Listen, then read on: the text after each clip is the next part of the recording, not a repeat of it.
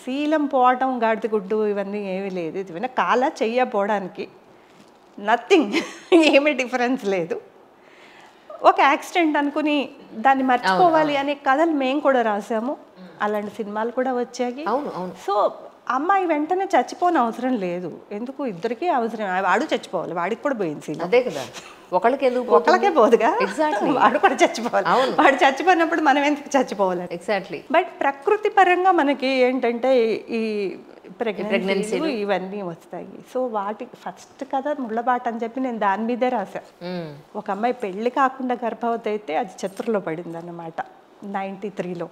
పెళ్లి కాకుండా గర్భవతి అయితే ఇంటిల్లి పాది అబార్షన్ చేయించాలనుకుంటారు. వాడు ఎవరో చెప్పంటారు. ఇప్పుడు వాడు అసలు నన్ను పెళ్ళే చేసుకొని అంటున్నాడు, మోసం చేసిన వ్యధవని గురించి నేను తలుచుకొని కూడా తలుచుకొని అంటుంది. మరి ఇప్పుడు ఎట్లా ఈ బిడ్డను అంటారు? ఎట్లా ఏముంది, అందరిలాగే నేను కూడా కంటాను, వాడిని పెంచుతాను అని అంటుంది. సో అది ఆ రెవల్యూషన్ ఆ రోజుల్లోనే స్టార్ట్ అయిందన్నమాట. నాకు కావాలి, నాకు ఒక బిడ్డ కావాలి. దీనికి కారణం ఏంటన్నది నాకు అనవసరం.